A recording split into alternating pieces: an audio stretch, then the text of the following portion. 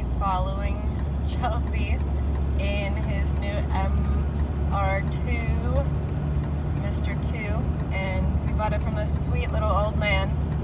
I think it's got a Beams something or other motor, and it's got some old ass rally tires on it. As you can see, we have our flashers on. The back right tire is like exploding, so. Alright, so the car has no working handbrake, so we're trying to see what we can get to work here. That way we don't have to put a hydro in it. The factory handbrake location is actually really good. It's just a matter of getting it to lock up. There's literally no handbrake right now currently. So you adjust this little piece here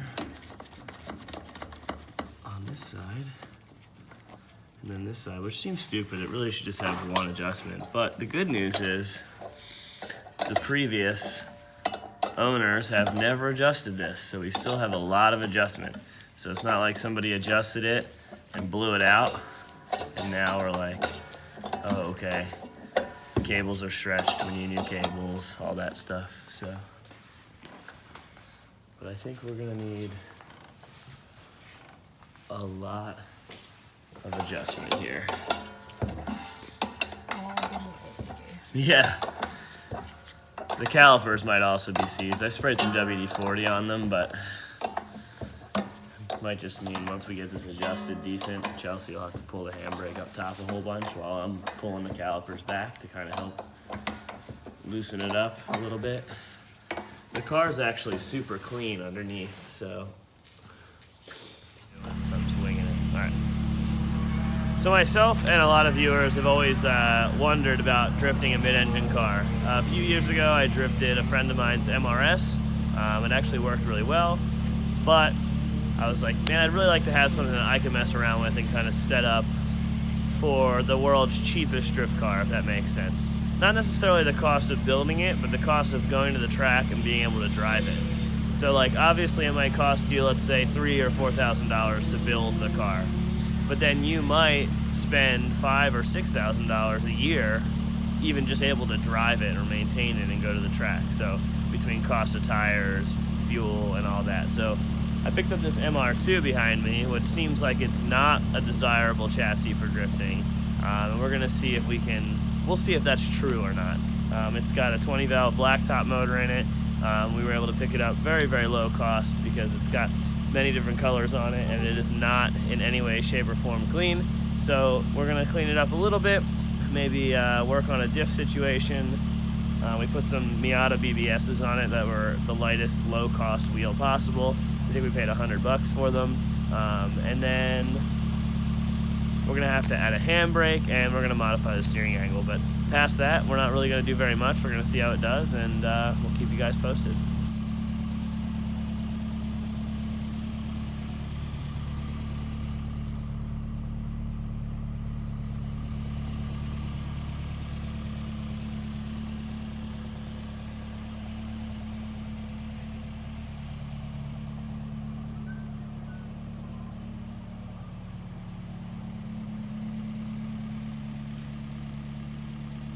Guys, this is his first lap at park with this MR2.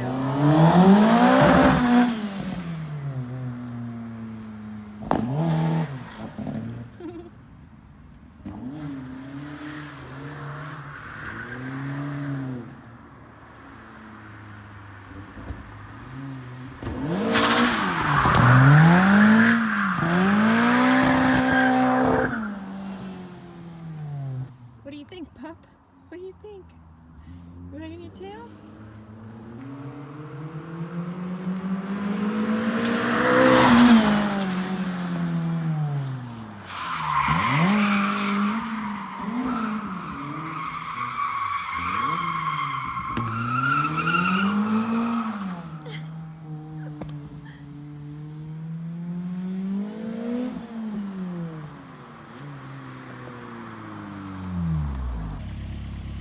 Initial impressions are it's not easy without a handbrake, but I think it'll be really good with a handbrake.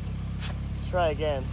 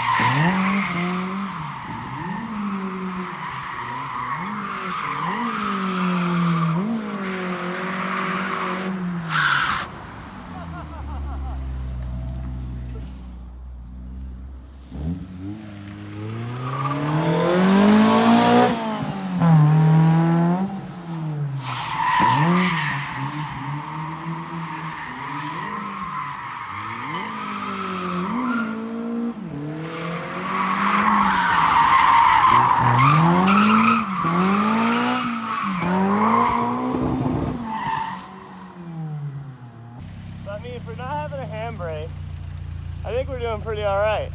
I almost got that turn that time. We'll give it one more shot, and then we'll take this thing back and go over everything and put a handbrake in it. But I think with a handbrake and knuckles, it's going to be amazing. Where's Pup? Right there.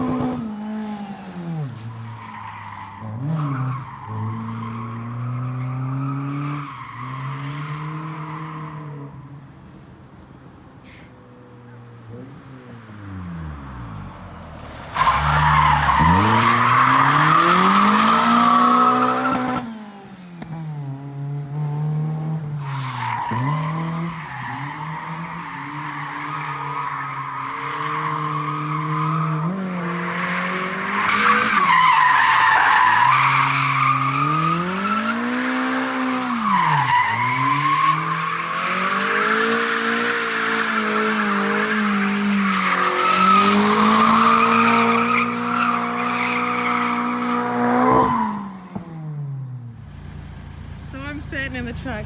Chelsea's about to load up the car by himself. I was like, 10 out of 10, this thing will probably not go onto the trailer. That's not why it didn't go on the trailer. Why did it boot that over so far?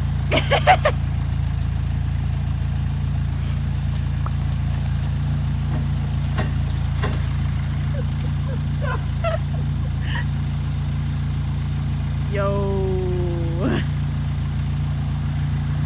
I'm deep. I don't even know how to easily fix this.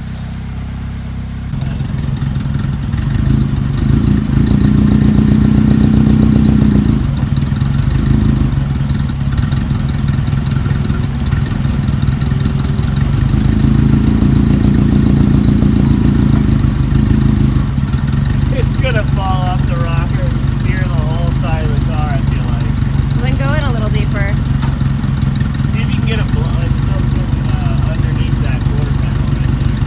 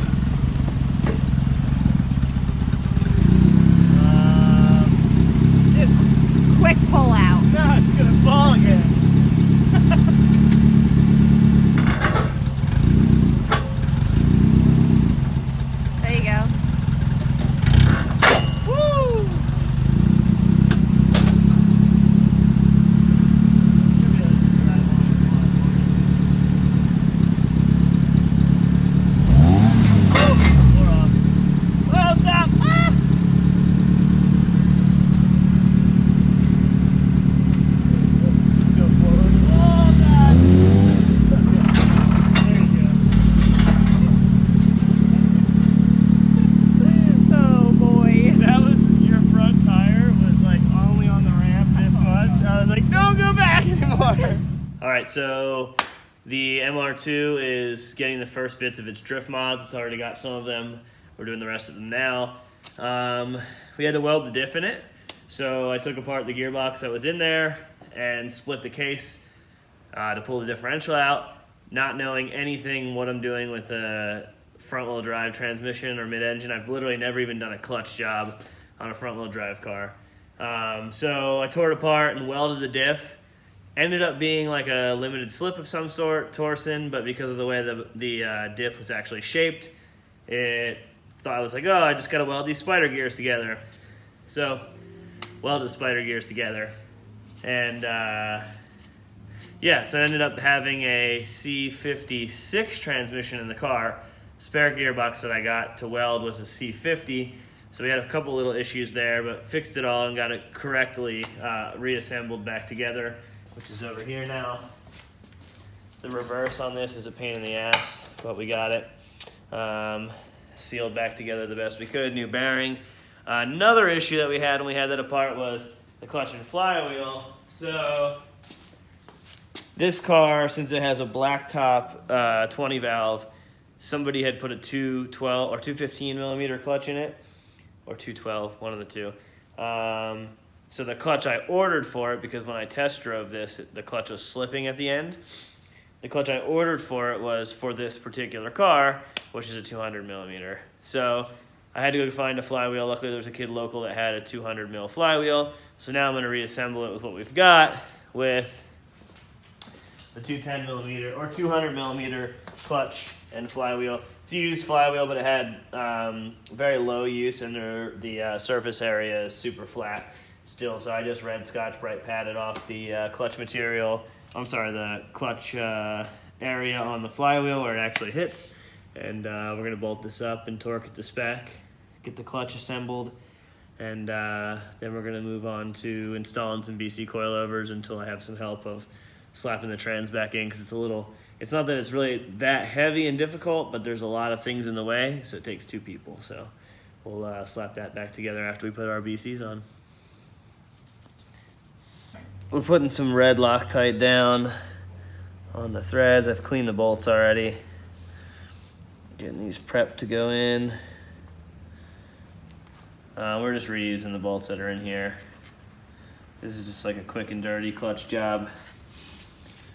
I mic'd all the bolts though, and they were all the same, so they're all equally stretched if they're stretched at all. The car recently had a clutch, which kind of concerns me. That maybe there was another reason why it was slipping. Rear main looks good. Everything else looks okay. Like I said, I don't know a ton about these transmissions or anything, so hopefully I'm not doing anything wrong. But we'll see. Get this flywheel up on here. No dowel. These bolts are so cute. They're so tiny. All right. And torque spec for these is 54 foot-pounds, so we'll